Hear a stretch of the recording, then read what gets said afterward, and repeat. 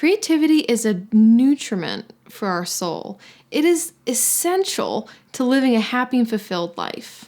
All of us are creative. You don't have to be a painter or a musician in order to count yourself as creative. Baking is creative. Painting a wall is creative. Designing new rims for your car is creative. So we all need to find our creative outlets. It's essential to our being. I'm Asia Suler of One Willow Apothecaries, and these are my 3 favorite stones for invoking creative flow.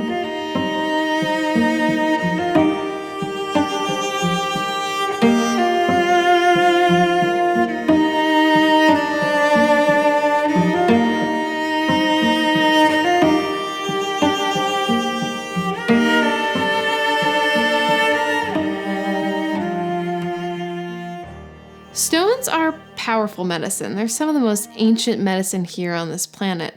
And I find that when I work with stones, really profound changes happen in me on that deep ancient level, the same level that the stones grow and form on. So when I'm looking to work with my creativity, stones are often the first allies that I go to for help. The first stone is garnet. In Chinese medicine, garnet is the stone of health, wealth, abundance, and prosperity. It's a stone that helps us get super solid in the physical palaces of our life. Garnet is one of my favorite stones for manifestation. So if you've had a creative project or an idea that's been in the works for a while, and maybe you're feeling like you need just a little bit of courage to step forward and really put it out there in the world, garnet is so good at helping us to have brave hearts and feeling fully supported by the world that we live in. Garnet helps us manifest our heart's desires and lets us know that it's truly possible.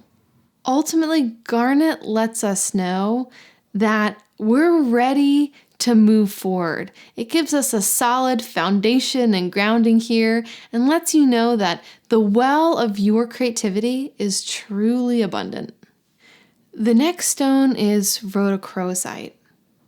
In Chinese medicine, we talk about rhodochrosite as dilating and opening circulation and blood vessels, and it's sort of like dilating and opening the portal of ourselves, really opening ourselves up to creative inspiration and flow.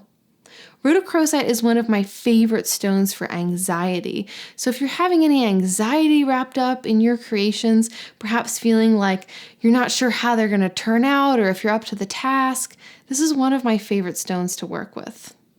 This stone particularly shines if you're feeling blocked or stagnated in your creativity. Maybe you've been a caretaker for years and you've been pouring a lot of energy, attention, and time into other people or other people's projects. You might start to feel like there's this wall up between you and accessing your creativity or between you and the world. Rhodochrosite helps us to dilate this portal of our inspiration to move beyond these walls, to really get the flow of our inspiration going. Rhodochrosite is great for writer's block or when you feel like you've reached a dead end with a song or a painting. In Chinese medicine, we say that it really gets the blood flowing, so it gets your life force flowing again so that you can really feel like you can be in movement with your creativity once more. The last stone is opal. Opals are one of my favorites for creativity, and we can kind of tap into this understanding of why when we look at its chemical structure. So opals are basically made up of silica and water, silica being what makes up the basis of our technology and what makes quartz crystals. Silica can hold and encode a lot of information, while water is incredibly moving. Together, opal holds this ability of receiving inspiration and creative insight and also moving that insight forward, really helping us find this flow. I kind of think of opal as getting us from the first raindrops that come down all the way into the streams, the rivers, the tributaries, and finally back out into the ocean where what you've been given as a gift in your creativity is finally given back to the world. Some authors talk about opal as igniting the holy fire, and I think this is really apt with creativity. Creativity is this kind of fire. It takes hold of you, and when you're really in the flow with it, it doesn't burn you, it just ignites you even more. So opal helps us to hold and embody the fire of our creativity and really have that be a light moving us forward. Lastly, opal also increases sensitivity. So we can start to notice the subtlety of when we first start receiving these creative inputs or messages, and helps us tap back into states of positivity, possibility, and hope. Because really, these are the compost that feed a truly bountiful garden of creativity. If you're feeling really intrigued about opal and you want to hear one of my most incredible stone stories, you should check out this video, Throwing Diamonds into Lakes. And if you want to tap into a dialogue with the stones and have them be able to speak directly with you so that you can understand how stone medicine is working for you, then definitely check out my course, How Stones Communicate. It's over on claritystonemedicine.com, which is the website of my teacher and mentor in the realm of stones, Sarah Thomas.